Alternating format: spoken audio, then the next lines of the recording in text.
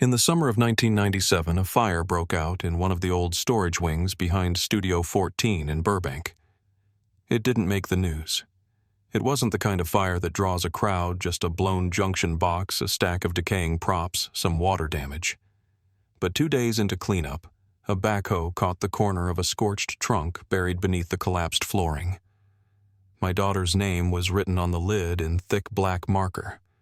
I hadn't seen her handwriting in over a decade, and when I opened that trunk, everything I thought I'd accepted about her disappearance collapsed just as fast as that old studio roof. Before we start, tap subscribe to help uncover stories they tried to bury and make sure no name stays forgotten. My name is Angela Monroe. I live just outside Glendale now, but back then we were a Burbank family through and through. My husband James worked as a technician for the phone company. I was a nurse at Valley Presbyterian. We weren't flashy. We liked routines, weekend grilling, keeping the lawn short. But all that changed the day our daughter Lily got cast on Sunny Skies.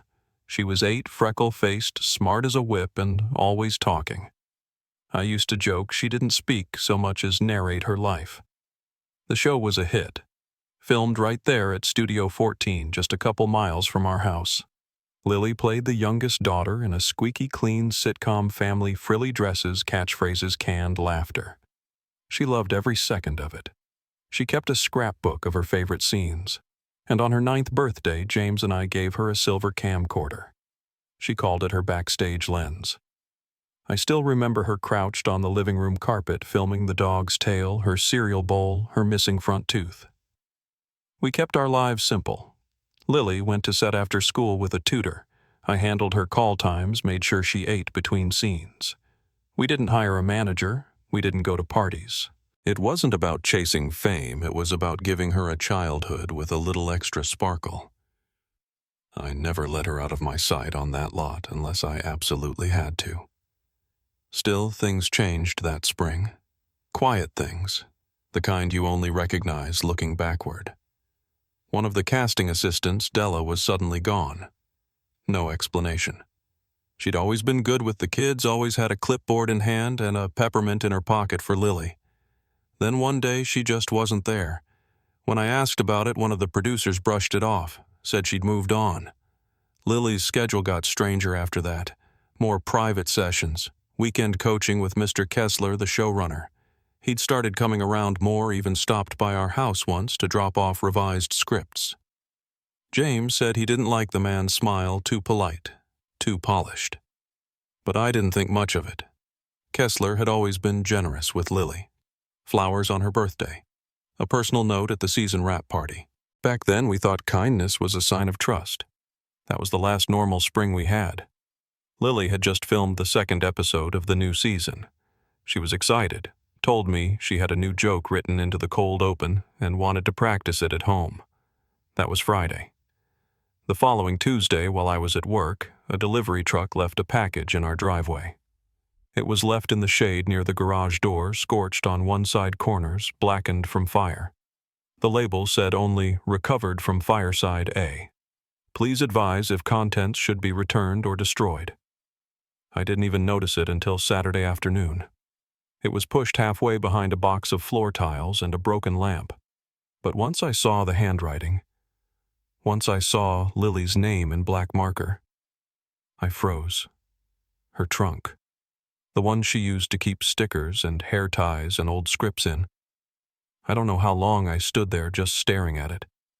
Part of me wanted to open it right then, but something about it felt wrong. Like the moment I unlatched it, something would change. So I walked away, but it didn't matter, because 2 days later I opened that trunk, and inside, beneath a pile of faded costumes and cue cards, was Lily's camcorder, still intact, still loaded, and still holding the last thing she ever recorded. I carried the camcorder into the house with both hands like it might break if I moved too quickly. It still had the cartridge inside just as Lily had left it. I didn't tell James, not right away. I waited until the house was quiet, until the dishwasher stopped humming and the neighborhood went still. Then I connected it to the old television in the living room and sat on the couch with the remote in my lap, staring at the blank screen. The display flickered blue, then grainy, and after a few seconds, Lily's face filled the frame. She was smiling, holding the camera just below her chin, makeup, half-done cheeks flushed. She tilted the lens toward the light bulbs above her mirror, giggling, narrating to no one. I hadn't heard her voice in 13 years. It hit me like a wave, not grief exactly, more like being pulled underwater by something I thought I'd escaped. I let the tape run. She filmed herself walking the studio hallway, peeking into rooms, waving at a crew member who laughed and waved back. Then she passed through the costume department, describing it like she was on a nature channel. She ducked into a trailer, teased someone off screen, then moved on. At one point, she stopped in the makeup room. The camera panned to Graham Kessler. He was kneeling beside her, smiling, one hand on her shoulder. He made a light joke, something about her tiara being crooked. She laughed, and then the tape cut. The next clip started without warning. No intro, no sound at first, just a static shot of the same makeup room. The camera had been set on a counter pointed at an empty chair. I figured Lily had left it running by mistake. A few seconds passed, then she walked into frame from the left. Same yellow costume dress, same bag slung over her shoulder. She looked distracted, like she was looking for something, probably her script. She bent slightly, rustling through her things. And that's when it happened. From the right, a figure moved in fast. You could see the blur of movement, a flash of fabric, then two arms, one around her waist, the other across her mouth. Lily gasped a short, choked sound. Her legs buckled. The camera shook but stayed upright. And then she was gone, dragged backwards out of frame. The room was still. The camera kept recording for another 20 minutes. I couldn't move. I sat there, heart pounding so hard I couldn't hear anything else. When I finally got up, I must have stood in the hallway with the phone in my hand for a full minute before I dialed. Detective Marissa Hale showed up the next morning. She didn't look like the usual type, no long coat, no dramatic entrance, just slacks, a blazer, and a plain leather badge case. She let me lead her into the living room without saying much. I played the tape again. She stood behind the couch, at first arms folded, eyes steady. When the moment came, the moment the figure grabbed Lily, she leaned in just slightly. Not a word, not a sound. When the screen went dark, she asked if she could take the footage for logging. I told her yes. We sat at the kitchen table while she took my statement. I explained I hadn't known about the recording, hadn't touched anything else in the trunk. Lily had seemed fine the week she vanished, happy, focused, normal. No strange calls, no odd behavior. I told her how the studio had called at 3:30 p.m. that day, said Lily hadn't shown up for her next scene. How James and I had driven straight to the lot and found security everywhere, no real answers. How the search lasted a week and then nothing. The case went cold. She was just gone. Later that week, Hale viewed the footage again at the department's Hollywood division. She paused the frame right as the figure entered. It was blurry, just a shoulder part of an arm, but two details stood out. A dark studio jacket with a faded logo on the sleeve and a silver wristwatch, thick-banded, briefly catching the light before vanishing out of frame. She wrote both down. That afternoon, she drove to the old studio building, now mostly condemned. Sunny Skies had filmed in Soundstage 14. The lot was fenced off, the structure damaged by years of rain and mold. Inside it was hollow, just scaffolding, broken lighting rigs, torn carpet. But as she passed what was left of the old prop room, something caught her eye. A section of wall that looked off, slightly darker, bowed inward, like it hadn't been touched in years. She pushed against it, and the panel gave way with a dry groan. Behind it was a narrow door, rusted hinges barely holding. She forced it open inch by inch. The room inside wasn't more than 6 feet by 9. No windows, just a cot in one corner, a cracked vanity on the far wall, and the smell musty, layered with old makeup and something deeper. A juice box lay on its side near the table. A tiny blue sweater, dust-covered, was still folded at the foot of the cot. She stood there a long time before calling it in. A forensic team arrived by early evening. They moved slowly, photographing everything, lifting prints, bagging lipstick tubes, brushes, hair from the cot. One strand came back a match to Lily. The other, a longer, darker hair, belonged to an unknown male. No hits in the system. The room looked like a holding space. Temporary. Controlled. Built for someone who wasn't meant to be seen. But there was no sign of Lily beyond the clothing. No blood. No remains. That absence hung heavy. Back at the station, Hale requested the original production files from Sunny Skies' spring of 1997. A studio conglomerate had acquired the rights and stored everything in a media wing across town. What she received was thin. Too thin. A curated list of department heads. Directors, producers, grips. But no logs for security personnel, no PAs, no makeup assistants. It was clean in the way that raised questions. Either it had been purged at the time, or someone made sure it disappeared later. So she started making calls, tracking down anyone still living in Los Angeles who'd worked on that season.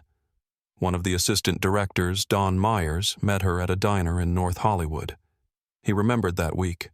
Said the order came down fast to cancel Lily's scenes. No reason, just that things were being reshuffled. It was weird, he said. Felt like we weren't supposed to ask questions, like we'd all be better off if we just moved on. A lighting tech named Steve said something similar, that the script was redone almost overnight, that the show didn't pause, they just adapted. Quietly, professionally, as if Lily's absence had been planned. We figured her family got a settlement, Steve said. That's what everyone said. Keep your head down. Don't stir things up. But it was a former child actor, Taylor Cruz, who gave Hale the first real lead. Taylor met her at a studio space turned acting school.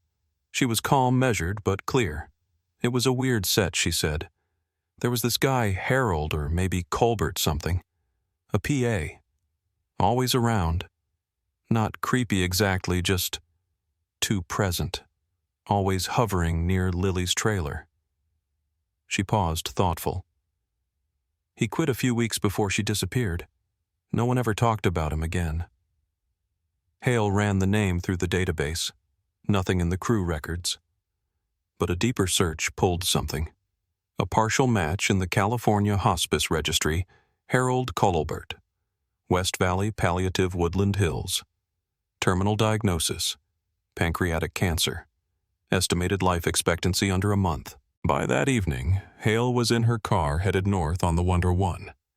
She didn't turn on the siren. She didn't call it in. The nurse at the front desk pointed her to room 14. He's awake today, she said, but fading fast. The room smelled like lavender and antiseptic. A television played static in the corner. Harold Colbert was sunken into the bed. Face pale, skin thin, but his eyes, when he opened them, were clear. "Who are you?" he asked. Voice thin. Hale didn't sit. Not right away. "I'm Detective Marissa Hale," she said. "I'm here to ask about Lily Monroe." He looked away, then back. "I wish I hadn't said yes," he whispered. "It was the worst mistake of my life." He talked in pieces, slow, careful. He said he was broke, owed money, that someone told him Lily's mother was being difficult and the studio wanted it resolved quietly. He was offered $50,000 to take Lily from the lot. He made it sound like a cleanup job, Harold said, like it wasn't about her, just business. He didn't know where she was taken, didn't want to. He took the money but never spent it, left town, changed his name, lived with it every day since. Hale asked who gave the order. He hesitated, then said the name. Graham Kessler. 3 days later, Harold Colbert died. The confession was clear, the motive plausible. But without physical proof tying Kessler to Lily's abduction, The case was still quiet, still waiting. And back in a records warehouse in East L.A., Hale stood with a mask over her mouth and a flashlight in hand, flipping through files so old the paper cracked at the edges. She wasn't looking for confirmation. She was looking for a pattern. And before the night was over, she found it. The first thing I noticed when I walked into the records warehouse was the smell. Old paper mildew, a faint trace of cleaning fluid that had probably been used in the early 2000s and never again. The county had stored thousands of boxes in there. HR files, payroll sheets, show archives, everything that didn't fit in the digital systems. Most of it was disorganized. Labels had peeled, ink faded. Some boxes had been opened and never sealed again. But eventually, after an afternoon of sorting through cartons half collapsed from moisture, I found what I needed. A battered file stamped Studio Personnel, 1995 to 1999. Inside pages were brittle but legible. Most were time cards, department assignments, scheduling memos. But near the bottom of the box, clipped together with rusted paper fasteners, were 5 redacted settlement agreements. All processed through internal legal, all tied to complaints made by parents or guardians of child performers. None had gone to court. Everyone was settled privately. The language was vague terms like boundary violations, unauthorized access, and breach of conduct policy. But what caught my attention were the routing slips. Each settlement had been reviewed and signed internally by one man, Graham Kessler. I made copies, cataloged them, and took them back to my office. When I laid them out side by side, the pattern was impossible to ignore. The complaints came from different families, different departments, different years. But each child had been scheduled at some point for Kessler's so-called private coaching sessions. Off books, after hours, quiet. Back in the early days of the investigation, I remembered how quickly things had gone quiet after Lily disappeared. The studio had offered to handle communication, said they would keep press at a distance, and in the meantime the show pivoted. Scenes rewritten, cast shifts, and then silence. Angela and James Monroe had told me they felt abandoned, like no one wanted to help. But now with these files in front of me, I understood. The silence had been built deliberately. I took the findings to Captain Reyes the next morning. He looked through the documents without saying much. When he got to the last settlement sheet, he set it down and leaned back in his chair. "You think this ties directly to Lily?" I nodded. "I think she wasn't the first. Just the first who didn't come back." He didn't argue. But he reminded me we needed something recent, something physical. Testimony from a dying man was one thing, but if we were going to serve a warrant on a public figure as visible as Kessler, the case needed to be airtight. The press still treated him like royalty, producer of the year, keynote speaker at child advocacy events. He showed up in photos next to lawmakers, CEOs, studio heads, a man who'd built a career out of being seen as safe. That evening, I drove out to Topanga Canyon. The woman I was meeting had kept quiet for years. Della Maddox. She'd worked as a casting director on Sunny Skies from the pilot all the way through spring of '97. I found her running a vintage clothing store on the edge of the canyon, the kind of place with hand-painted signs and an overgrown garden in back. She invited me in after closing, made tea, and then without much prompting, she told me what she remembered. "I didn't leave that job," she said. "I was pushed out. I asked too many questions." She explained how Kessler had started requesting one-on-one prep time with young girls in the cast, always phrased as developmental or performance-based, but it never sat right. He kept a locked cabinet in his office, she said. Didn't let anyone near it, not even his assistant. When I asked if she thought he might still be keeping files, she didn't hesitate. "He's sentimental. You know the type. Doesn't throw things away. He probably still has that cabinet." The next morning I filed for a warrant. By the time we arrived at Pillar Light Productions, Kessler's new headquarters, the building was already alert. Security met us in the lobby, tried to stall with forms and vague requests to reschedule. I didn't let them. We rode the elevator to the 17th floor in silence. 2 digital forensics officers came with me. Another uniform carried evidence kits. Kessler's office was at the end of a glass corridor, clean lines, frosted partitions, soft carpets. The receptionist claimed not to have a key. I didn't wait. We cut the lock. The suite inside looked more like a retreat than a workspace.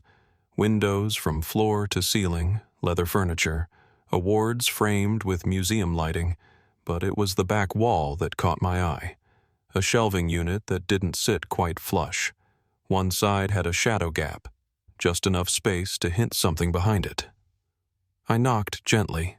Hollow. We slid the shelving unit out slow, careful, and there it was. A hidden cabinet narrow sealed with a dial lock. My forensics team used a tension tool, then scanned the mechanism with a sensor to pick up wear patterns. Took about 20 minutes. When it finally opened, the room went still. Inside were rows of tapes. VHS, HI8, mini DV, stacked neatly, labeled in ink that hadn't faded.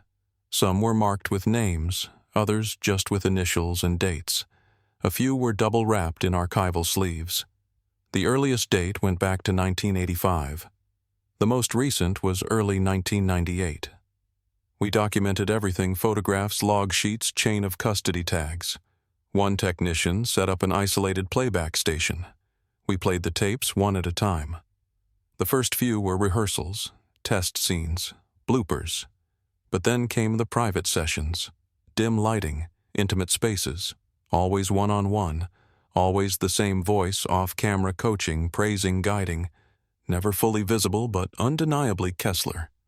Some of the tapes included Lily. One in particular had her seated on the same couch I'd seen in his old office photos. She looked uncomfortable, smiled too much, kept glancing off-screen. I didn't let myself react. I stayed at the edge of the room, took notes, and kept my voice even. When we finished logging the collection, one technician found something else. A single hair caught in the hinge of the cabinet door. It was bagged and sent to the lab.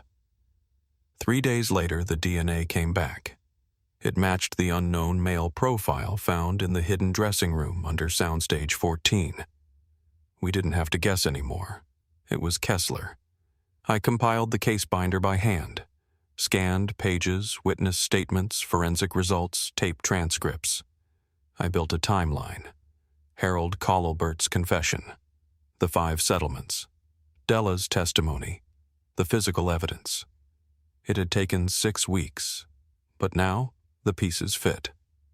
I took 2 copies, one to the DA's office, the other to our legal counsel. I wasn't finished yet, because if what we believed was true, if Lily had been moved, not murdered, then the most important part was still out there, and Kessler was still walking free. But not for much longer. I stayed late that night, later than I usually would. The case files were spread across my desk, paper edges curling slightly from the heat of the old desk lamp. I wasn't trying to chase some last-minute break truth, as I just couldn't bring myself to leave. Everything was technically in place. The binder was thick with statements, timestamps, forensic confirmations. We had motive. We had physical evidence. We had a credible confession, even if the man who gave it was now buried in an unmarked plot with no family listed on the record. And we had names more than just Lily's of other girls whose stories ended too abruptly or didn't end so much as drift quietly out of sight. But for all of that, something didn't feel settled. Not yet.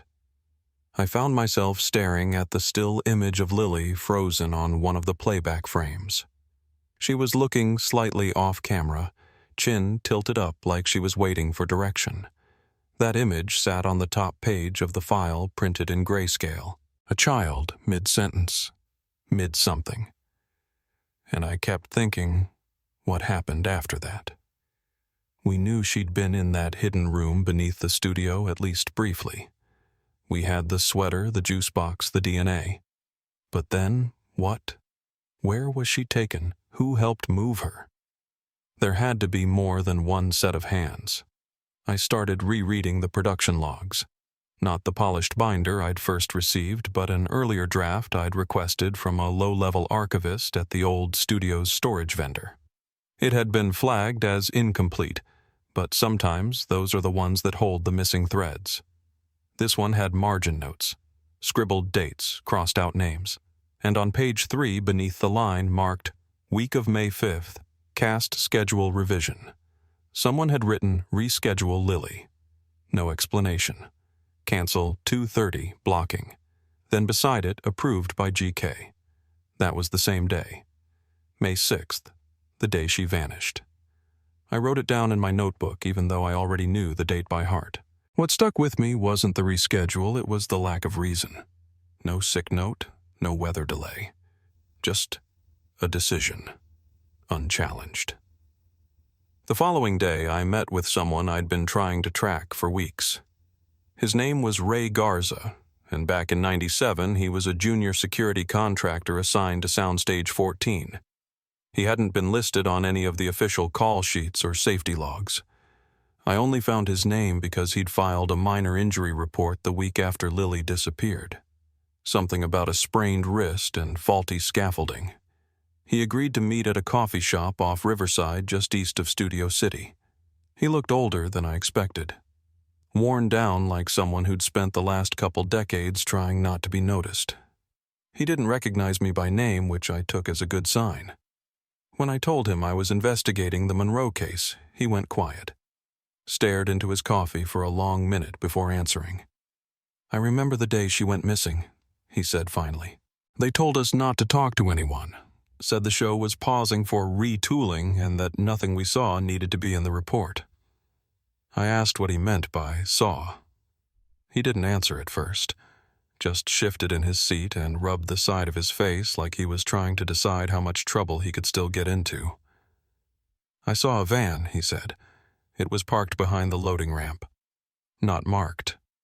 But I remember the guy driving it, he wasn't one of ours. Never wore a badge. I'd seen him around a few times standing near the trailers acting like he belonged. That day he backed in close. Too close. The kind of parking you only do if you're loading something you don't want seen." I asked if he got a plate. He shook his head.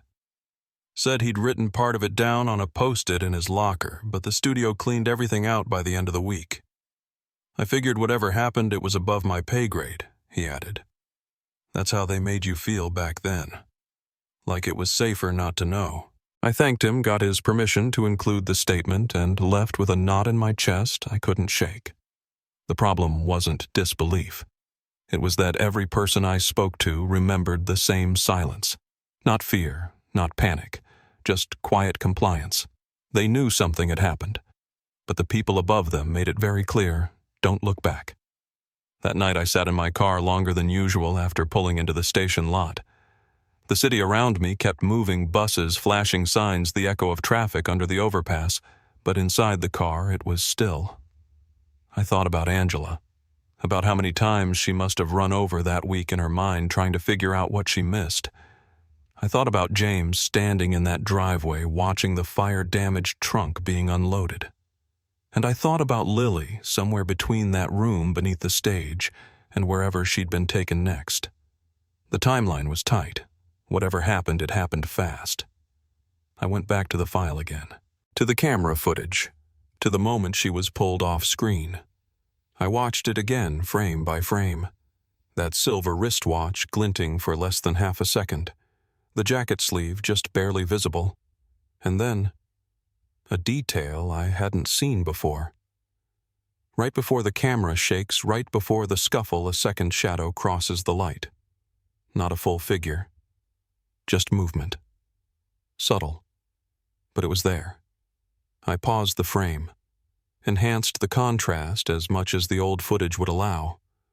It wasn't much, but it was enough to suggest she wasn't taken alone, which meant there was still someone we hadn't identified, someone who hadn't spoken, someone still out there, watching, or waiting, or hiding in plain sight. After weeks of building the case, the breakthrough came in a way I hadn't expected. I was combing through security footage from the old studio lots when something unusual caught my eye. A small, seemingly insignificant detail, the kind of thing most people wouldn't notice unless they were looking for it. On a clip from just days before Lily vanished, a figure appeared briefly in the background. Not fully in frame, but enough to glimpse a dark jacket and the flash of a silver watch on their wrist. That same watch, the one I'd seen before in the grainy footage from the camcorder. The one that had haunted me since I first watched Lily's last moments on tape. I zoomed in, froze the frame, and studied every pixel, every shadow. There was no doubt. It was the same man. I immediately cross-referenced the image with personnel files, visitor logs, anything I could get my hands on. And there it was, a name that didn't appear in any official records, Harold Colulbert. A PA who had been around the set, hovering near Lily's trailer, always just out of clear view. But when I searched deeper, Harold was nowhere on studio lists or call sheets. He was a ghost in the system. No arrests, no criminal record, just a few parking tickets and a scattering of addresses. Then came the hospice registry. Harold had been admitted to West Valley Palliative Care under a terminal diagnosis stage 4 pancreatic cancer with less than a month to live. The timing was cruel, but it offered one last chance to hear the truth. I drove up the 101 early the next day, parked outside the dim corridor of the hospice, and made my way to room 14. The air was thick with lavender and antiseptic, the kind of smell that clings to hospital curtains and never fully fades. Harold lay propped against a pale green blanket, his face drawn thin by disease eyes, sharp despite everything. I introduced myself simply without expectation and asked if he remembered Lily Monroe. His reply was barely a whisper. "I wish I hadn't," he said. Then he told me everything he could, the desperation, the debts, the pressure, how he'd been told to take her out back after rehearsal, how $50,000 awaited him if he kept quiet, and how the man who gave the order was none other than Graham Kessler. Harold confessed that he had taken Lily, but not where or what happened next. The weight of years pressed down on him as he spoke, tears slipping free as he relived the moment. 3 days later, Harold passed away. No family came to claim him, no one to say goodbye. His confession was a thread too important to ignore. It connected the dots I'd spent months piecing together, the settlements quietly paid out to silence families, the private coaching sessions Kessler insisted on the missing girls who disappeared without explanation. I knew then that Lily hadn't been the first. Kessler's reputation was spotless in public, but behind closed doors there was a pattern of exploitation and silence, carefully maintained by those who had power and privilege. It was a fortress of lies. I went back to the files, digging through every document I could find. Studio calendars, legal memos, employee records. The pattern was undeniable, a series of discrete settlements for inappropriate conduct, all linked to Kessler's private sessions.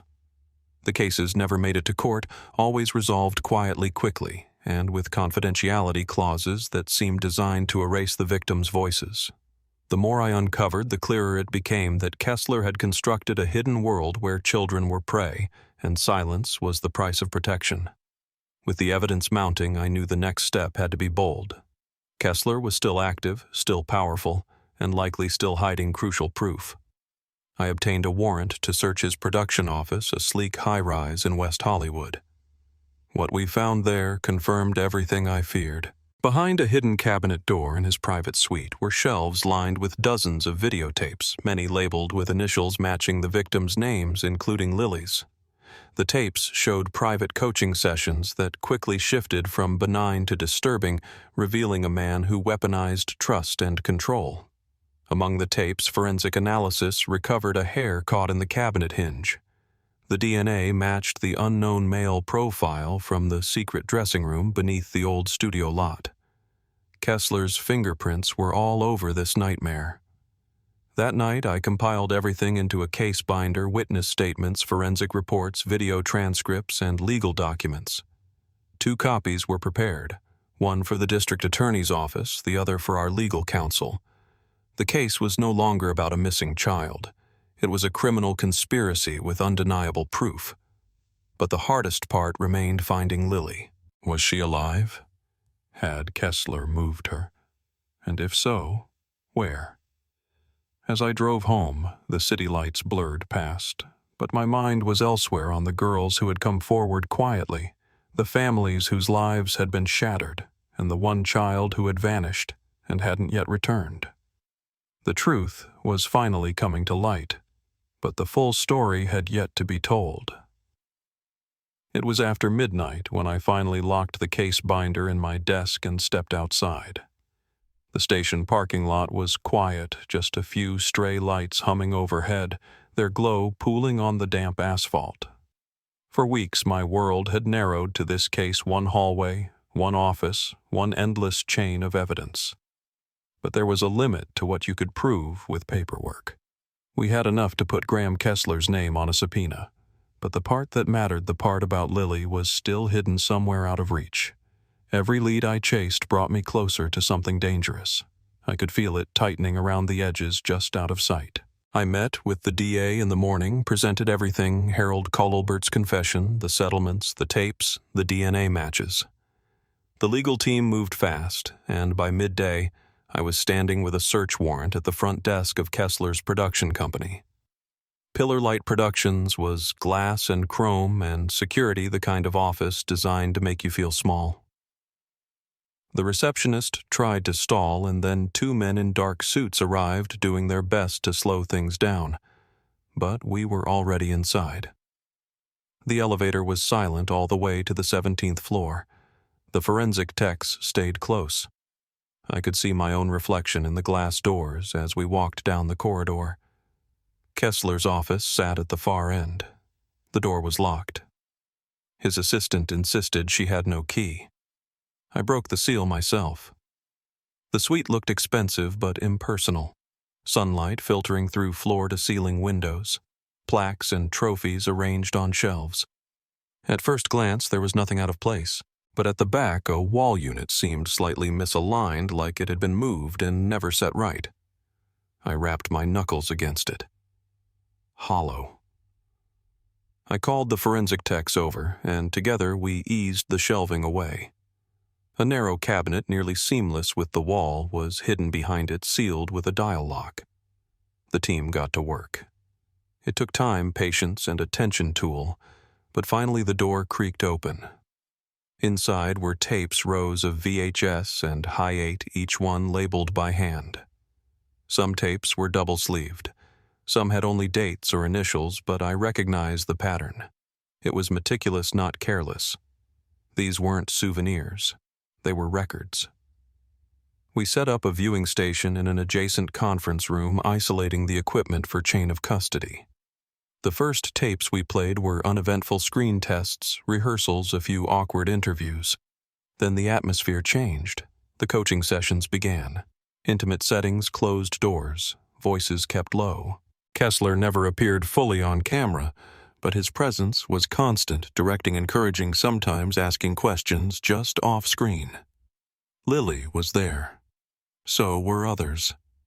Some faces familiar from the old cast lists, others younger, some frightened, some silent. The sessions darkened as they went on. What I saw was enough to silence an entire room. Forensics documented everything. Photographed, logged, secured. One of the techs found a single hair caught in the cabinet hinge. It was bagged and sent to the lab along with every tape, every piece of evidence. I stood in the corner taking notes, keeping my voice steady for the record. It took 3 days for the DNA to come back. It matched the unknown male profile from the makeshift dressing room under Soundstage 14. Kessler's. The link was undeniable. I started piecing together the final warrant with the DA. The scope of what we were about to do settled over me slowly. We weren't just searching for a missing girl anymore. We were looking for a survivor. The tactical team assembled at dusk. There were more vehicles than usual, marked cars, unmarked SUVs, a SWAT command van at the front. The air was heavy, not tense, just loaded. I found myself looking at the floor plan of Kessler's estate for the 5th time, tracing the route from the entryway to the east wing, the hidden corridor marked only in faint pencil. The place was built like a labyrinth, multiple wings, reinforced security, private surveillance everywhere. When we rolled up the winding drive above Sunset Plaza, the press hadn't arrived yet. It was just us, the tactical team, and the silent bulk of the house behind high walls. Inside, Kessler was waiting. He wore a robe, drink in hand, irritation plain on his face, but not fear. As officers filed in behind me, his composure slipped only slightly. "This is a mistake," he said, but didn't fight. I served him the warrant and left 2 officers to supervise while we began the search. The estate was divided by Purpose North Wing, for entertaining West for family, and the Eastern Wing, a section absent from public blueprints, was where the clues pointed. We moved in 2x2 voices, low radios, crackling with static as we passed thick doors and heavy paneling. 2 private guards tried to block the hallway. They gave up when the SWAT leader ordered them down. It didn't take long to find the mechanism. Scuff marks along the floor just visible in the flashlight beam. A panel disguised as solid mahogany with a concealed release under a wall sconce. When we triggered it, the panel clicked inward, revealing a staircase descending into darkness. The air shifted as we moved underground. Cooler, sterile, almost humming with the weight of silence. Concrete walls, no windows, the faint smell of cleaning agents clinging to the ceiling. At the bottom, a steel door with a heavy mechanical latch. No keypad, just a bolt and a thick handle. The door was pried open. The officers paused, some out of caution, some out of disbelief. The room was designed for silence. Carpeted floor, soundproofed walls, soft overhead light. No clocks, no sense of time. There was a bunk neatly made, a folded blanket at the foot. A small table with pill bottles, an old children's paperback, a chipped mug. A television and DVD player, both unplugged. But it was the figure sitting at the edge of the bed who drew every eye. Lily. Older now, face pale and thin hair long and tangled. Her sleeves swallowed her hands. She didn't speak when we entered. She looked up, eyes slow to adjust, lips parted but silent. I waited until the trauma team stepped in, their voices gentle, coaxing. "You're safe now." Lily didn't flinch, didn't answer. Her gaze slid from the floor to the door to the blank space between us. I crouched low, careful not to get too close. "My name is Marissa. I'm a detective. We've been looking for you for a long time." She nodded just barely, and when the medic wrapped a thermal blanket around her shoulders, she let them help. The call went out. "She's alive. We need medical transport." The relief was quiet. No one celebrated. The truth was too heavy for that. I walked back up the stairs, past the men in uniform, past the flash of cameras now gathering outside the gate. Kessler was waiting, eyes meeting mine as I returned. For the first time, he looked smaller, his certainty gone. "You'll get your attorney," I told him and signaled to the officers. "But first, you're under arrest." There was no victory in it, just the end of something rotten, the start of something harder. Lily was taken to the hospital under police guard doctors working late into the night. I watched the ambulance taillights fade and let myself exhale for the first time in days. But nothing was settled. There would be statements to give, evidence to process, and a world of aftermath to face. Still, as the sky lightened toward dawn, one thing was clear: Lily Monroe had survived, and now her story would finally be heard. When I walked into Lily's hospital room for the first time, it was nearly midnight. The floor was quiet, except for the faint beeping of heart monitors and the soft shuffle of nurses in the hall. Angela was already inside, sitting on a vinyl chair beside the bed, hands folded in her lap. She didn't look up at first. Her focus was fixed on Lily, who lay beneath thin blankets, skin almost translucent under the fluorescent lights. There was an oxygen sensor clipped to her finger, an IV in her arm, and the sort of hollowness to her frame you only see in people who've gone a long time without enough sunlight or food. Lily's hair was tangled across her face, and for a moment she seemed impossibly young and impossibly old at the same time. She didn't speak, didn't cry. just stared past the end of the bed, eyelids heavy like she was still halfway inside a world no one else could see. Angela stayed quiet, her thumb running over the seam of her jeans. Then, in a voice so soft I almost missed it, Lily whispered, "Mom." It was all she said. Angela's shoulders shuddered. She nodded, eyes shining, and took Lily's hand. They stayed that way for a long while, no words, just the slow return of a connection that had survived every attempt to sever it. By sunrise, the hospital was surrounded by reporters. Word of the raid and the arrest had spread overnight. News vans, camera crews, and strangers holding up cell phones packed the sidewalks. The story had broken wide the award-winning producer, the missing child star, the tapes, the hidden room. Law enforcement moved Lily to a secure floor. She was examined and stabilized. Her blood work showed vitamin deficiencies, signs of long-term confinement muscle loss. The trauma specialist assigned to her case worked in gentle increments, never pushing, never demanding. Sometimes Lily answered a question with a nod or a shrug. Sometimes she just closed her eyes and drifted away. Angela and James stayed nearby, taking turns at her bedside talking about old family stories and the swing in the backyard. They brought familiar things, photos, a faded sweater, a stuffed bear that still smelled faintly of soap and childhood. Lily traced her fingers over the bear's ear but didn't say much. Her voice was raspy, strained from disuse. When James offered to read her a book, she listened with her eyes half closed, sometimes smiling at the sound of his voice. The doctors were patient.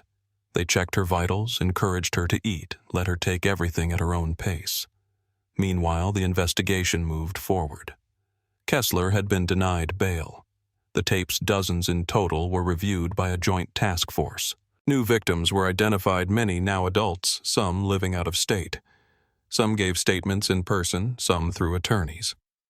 Each account was its own echo of the same system, a powerful man who used private coaching as a cover for control, a studio that chose silence and settlements over truth, a culture that taught children to trust adults who didn't deserve it.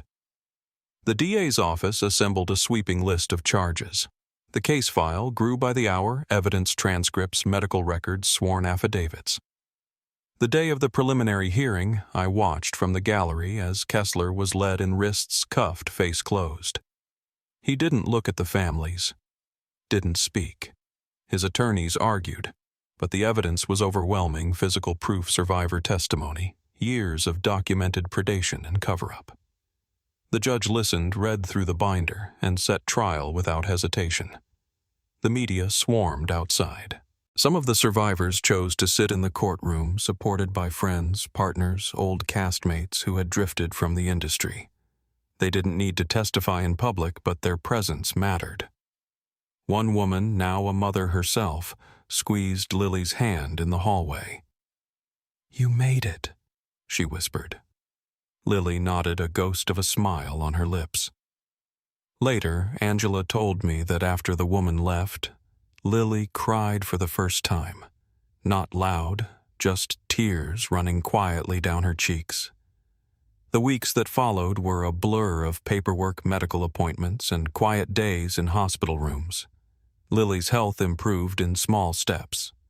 She ate a little more, moved from a wheelchair to walking with help, watched sunlight move across the walls.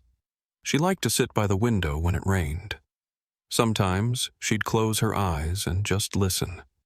She never asked about the tapes or about Kessler. When Angela or James spoke about the future, she'd listen but didn't answer. It was as if she was learning piece by piece how to live in a world where time had moved on without her. One evening, when I stopped by to check in, Lily was looking out the window at the lights of Los Angeles, her hand pressed to the glass. She didn't turn when I came in, just kept her eyes on the city. After a minute, she said, "Is it always this bright at night?" I told her yes, sometimes even brighter. She nodded. That was all. We sat in silence, watching the lights blink and fade. When I left, I realized she hadn't asked about what would happen next. Maybe she already knew, Or maybe it didn't matter yet. But there was a sense that a door had finally opened a space for healing and for truth, even if the scars would always remain. The trial was scheduled to begin in 2 months. The city moved forward, but the echoes of what happened lingered. In the halls of the hospital, in the faces of the survivors, in the quiet way, Angela still watched Lily sleep, as if afraid to blink and find her gone again. Even after so much had come to light, it felt like the most important answers still lived in the silences. The trial began 8 months after the day we found Lily in that soundproofed room beneath Kessler's estate. By then the city had moved on, at least on the surface. The news vans had mostly disappeared from the hospital parking lot, and people returned to talking about movie premieres and city council races. But for us, those who carried the case forward, and for Lily's family, nothing felt finished. The courtroom was packed that first day, press badges dangling from callers' faces I recognized from other high-profile cases. Security was tight. They checked credentials at every door, kept survivors and their families shielded from the glare of cameras. I sat near the back, the case file on my lap, a notepad in hand. Lily did not attend the opening statements.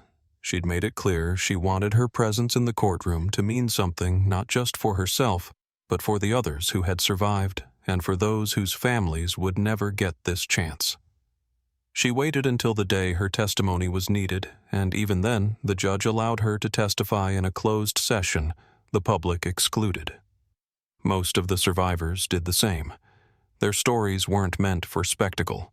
They were for the record and for justice. The prosecution started with the evidence physical undeniable. The tapes recovered from Kessler's hidden cabinet. Forensic proof tying him to the underground room. Medical evaluations of Lily and other victims, each report carefully reviewed each word chosen so survivors wouldn't have to relive every detail. Then came the history. Decades of quietly settled cases, the paper trail of non-disclosure agreements and payouts that had buried so many truths. The judge accepted every exhibit, let the jury see the scale and weight of what had been hidden. Kessler sat at the defense table, flanked by attorneys, his expression unreadable. He didn't look at the jury or at any of the families. When it was his turn to speak, he refused. No apology, no statement. The defense tried to shift blame, argued about chain of custody, implied the victims were confused, that memories after so many years couldn't be trusted. But the testimony was consistent. One after another, survivors described the same pattern: the private coaching sessions, the isolation, the way Kessler controlled every moment behind closed doors. They spoke about fear and manipulation, about threats disguised as encouragement, about the shame that kept them silent for years. Many of them had never spoken to each other before, but their stories lined up, echoing the same careful, deliberate grooming and the lengths the studio went to keep it all out of public view. Angela and James came to court nearly every day. Sometimes they sat with other families. Sometimes they sat alone. Angela held Lily's hand outside the courtroom doors, her thumb tracing small circles over her daughter's knuckles. I watched them from the hallway and was struck by how quiet they both were, even as so much noise surrounded them. The world wanted a spectacle, but for them, the trial was only ever about one thing: truth. As the days passed, more former cast members came forward. A woman who had moved across the country and changed her name. A man who left the industry at 16 and never spoke about his time on Sunny Skies until now. The DA's office gave them time, space, and support. Some testified behind screens, others wrote statements to be read by advocates. Each account closed a gap that had lingered open for decades. Each one chipped away at the wall of silence that had protected Kessler and the studio for so long. The jury deliberated for just 2 days. They found Kessler guilty on all counts: kidnapping, unlawful imprisonment, exploitation, and a dozen charges I will not list here. The sentence was swift life without parole, no chance at early release, no final statement. I watched as 2 deputies led him from the courtroom in handcuffs, his eyes fixed forward, the press outside scrambling for a shot through the glass. That night, Lily was discharged from the hospital. The doctor said she was well enough to finish recovering at home. Angela and James brought her back to the house in Glendale, the same one with the swing under the oak tree. They didn't throw a party or invite neighbors. There was no parade. Just the three of them on the porch steps at sunset, the dog nosing at Lily's feet, the quiet sound of wind chimes from a neighbor's yard. Angela made tea. James grilled chicken on the old barbecue. When Lily went inside, I saw her pause in the hallway, one hand trailing along the faded wallpaper. She stood there a long time, just listening to the sounds of her own home. There's a belief that justice brings closure. Maybe for some it does. But that night, as I left the Monroe house and headed back through quiet side streets, I knew that what had happened would never truly be over for anyone involved. Kessler's arrest and conviction would make headlines. His legacy was ruined, his wealth gone, his shows pulled from syndication. But the families, the survivors, the children who lost their innocence on those studio lots, none of that could be undone. Still, the truth was out now. The silence had broken. And for the first time in 13 years, Lily Monroe slept in her own bed under her own roof, with her parents close by.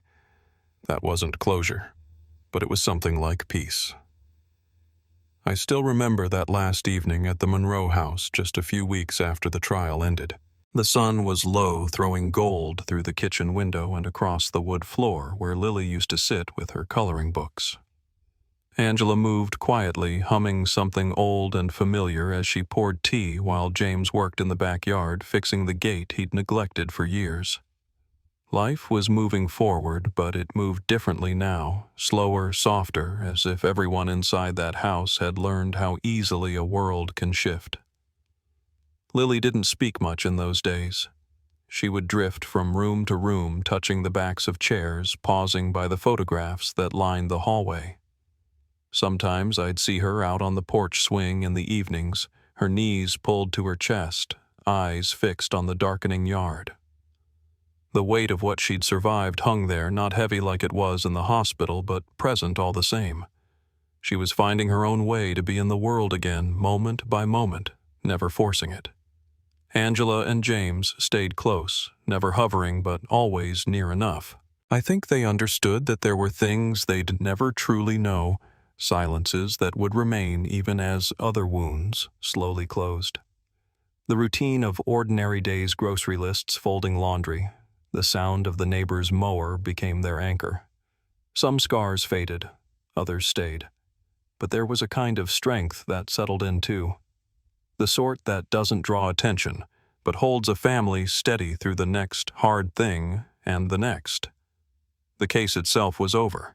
Kessler was convicted, serving his sentence without the possibility of parole. The studio changed hands. Some of the old tapes would never be aired again. Survivors came forward not all at once, but steadily, and began to reclaim their own stories on their own terms. There were apologies from people who hadn't spoken up, promises to do better in the future, and for some, a quiet refusal to forget. It wasn't justice in every sense, but it was a beginning, a clearing of the air, a reckoning that mattered. As for me, I find myself thinking about Lily and her family more than I expected. I think about the silence that used to fill their house and how little by little it's being replaced with music conversation, even laughter on good days. I think about the families who never got answers and the names that still linger in old files. Justice doesn't always look like a headline or a courtroom victory. Sometimes it's just a door opening, a voice being heard, or the knowledge that darkness couldn't keep someone hidden forever. If you're listening to this story, I hope you'll remember what it took for the truth to finally come out. There's a lesson in holding on even when hope is thin, and in standing beside someone as they find their way back from something unimaginable. Stories like this don't end clean. They echo. And sometimes they remind us what matters most, to see each other, to listen, and to speak up when silence has gone on too long. If this story stayed with you, share it or tell someone about Lily Monroe. Let's make sure no one is ever left in the dark again.